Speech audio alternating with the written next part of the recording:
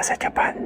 Hey yo, what's up mga master and welcome back to my YouTube channel. So for today's video, 5th day na tayo ng ating 30 days challenge videos. Maulang araw na naman mga master. Sa totoo niyan mga master, ilang araw na rin na ulan, no? Consistent ang ulan ngayon dito sa area namin. Isa sa mga struggle kapag magtatrabaho ka talaga sa labas ay yung ulan, no? Na kahit nakakaputi ka, kahit nakasapatos ka, so yun, no? Hindi talaga maiwasan na mababasa at mababasa. Yan talagang struggle ng mga nagtatrabaho, lalo na yung trabaho nila ay nasa labas. And for today's video nga mga master, yan, no? Pinakita ko sa inyo yung pinipintura na nila. So yun, nagumpisa na pinturahan na nila itong pangalawang barko na nadat na namin. Actually hindi ako dito sa area na ito nagtatrabaho, no? Napa-video lang ako. Sa totoo niyan mga master is nautusan ako ng master ko or na-assign ako dun sa pinaka-pump room ng barko. May naiwan pa kasi dun na kailangan na trabahuhin, so pinapunta ako, kaya nakita ko na rin itong mga nagpipintura. Na-curious lang ako kasi paano nga ba sila nagpipintura ng barko, no? Kasi mga master is bago nila talaga pinturahan yung pinaka-barko, kailangan maayos muna o yung mga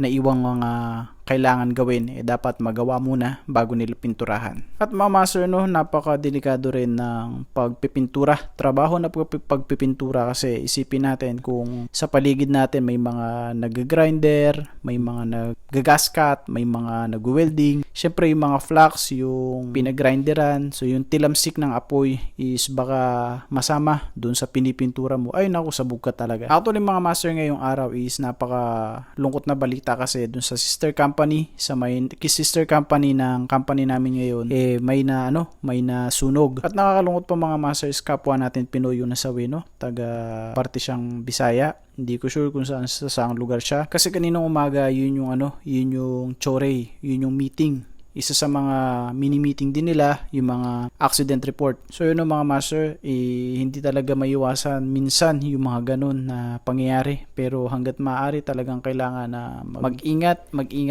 talaga, lalo na sa mga trabaho na mabibigat. Nakakalungkot lang kasi yun, no? Pagkakaalam namin is bali-balita lang, 2 years old pa lang yung anak niya. Ang nakakalungkot mga master is isa siya sa, syempre inaasahan ng pamilya nila sa mga financial. Syempre siya nagtatrabaho. Kaya nakakalungkot yung balita kaninang umaga. At syempre mga master, no, yung ating challenge na magpapapicture pa rin ako dun sa tao na mga nakakasama ko dito sa company. So itong tao na to mga master is nung baguhan pa lang ako. Actually bago lang din siya. Nauna lang din siya ng 1 week sa akin. Magkaiba kami ng trabaho and then isa siyang Japanese. Bata-bata pa siya kaya yun, no, naging tropa-tropa kasi kapag may mga pinapakarin kami, isa siya sa mga tumutulong sa amin. Napakabait ng Japanese na to mga master, no, and at the same time kapag binabati mo siya at kapag may mga kailangan ka, madali mo lang din siya malalapitan. So ang tinutukoy ko mga master is si Hashiguchi-san. Yes sir. Hai, arigatou gozaimasu. Otsukaresama desu.